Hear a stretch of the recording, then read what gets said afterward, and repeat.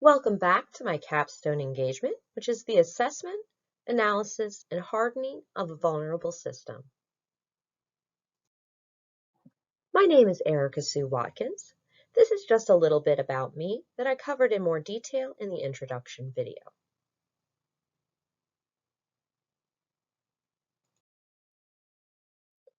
Here is the table of contents. In my first video, I covered the introduction and network topology from the red team analysis. Then in my second video, I went into the security assessment for the red team.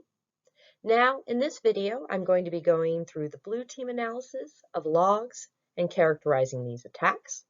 And then in my final video, I will be going through the blue team hardening and proposed alarms and mitigation strategies. So now we are switching over to the blue team, and we will be reviewing the logs in Kibana, searching the logs and dashboards for the attacks, and then characterizing these attacks. The first analysis was done on identifying the port scan. From reviewing the dashboards, I noticed two indicators of compromise. First, I noticed here, under connections over time, a spike. This occurred at 1930. And we can see here that 10,646 packets were sent from the Kali machine IP. I then also noticed a spike in errors versus successful transactions.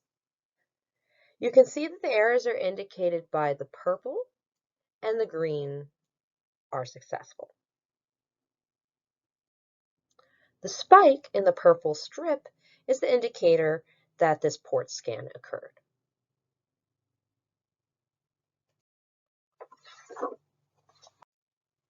Next analysis was for finding the request for the hidden directory. A helpful tip with Kibana is to adjust the time frame when viewing your Kibana dashboard displays. Sometimes it can be difficult to detect what is going on with suspicious activity until you're able to focus in on a specific time. In these instances, it can be useful to switch to discovery mode, search for the type of activity you're looking for, discover the time, then adjust your time frame around that. So we can see here that I searched for the connect core to core serve file. And that was done in discovery mode. From that search, I was able to identify the exact time, which shown here is 1952.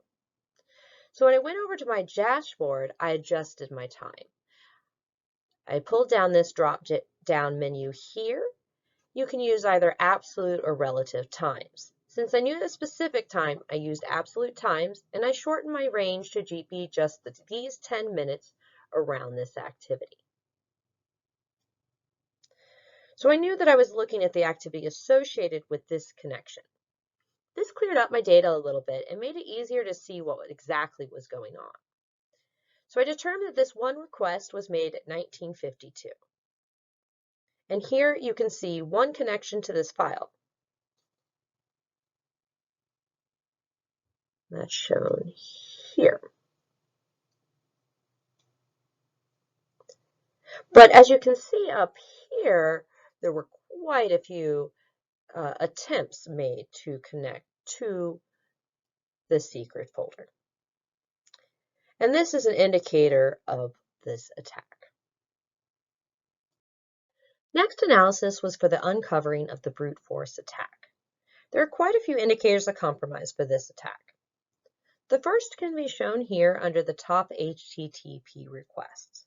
And we can see here that 7,055 requests were made before the attacker discovered the password and was able to successfully access the file within the hidden directory.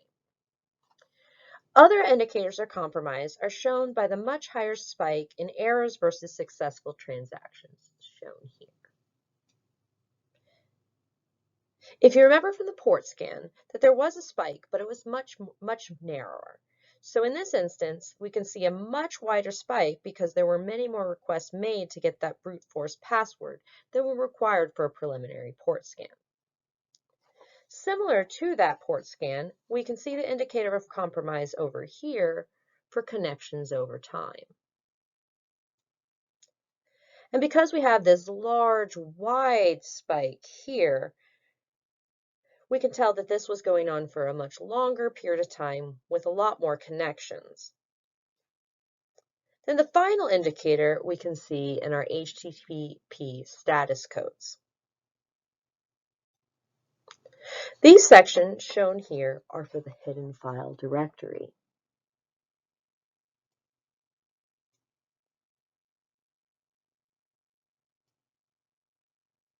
These two here.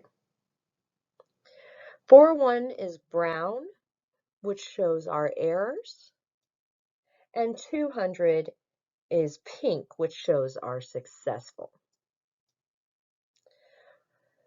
This ratio of such a high, all these errors, is an indicator that this is not normal, legit activity. Lastly, we have here my analysis for finding the WebDAV connection.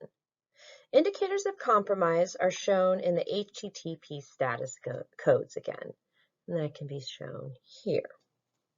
We can see the connections for the WebDAV folder specifically, and those are shown both here and here. Then in this diagram, we have the purple, which are the successful connections, and the green that are the unsuccessful. So this pie showing that mix here means this most likely is not legit activity. In addition, we can see under the top HTTP requests here, connection to the WebDAV folders. And that's here, and the files within, the password.dav as well as the shell.php here. With all this information, we can see exactly what was happening with this WebDAV activity.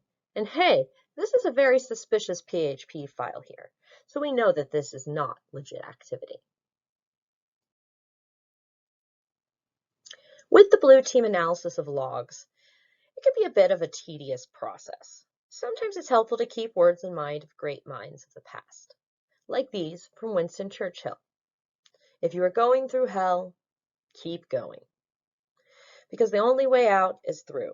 Eventually you will get through to the end, and it is the only way. Continue the process and do not give up, and you will succeed. Thank you so much for watching my video.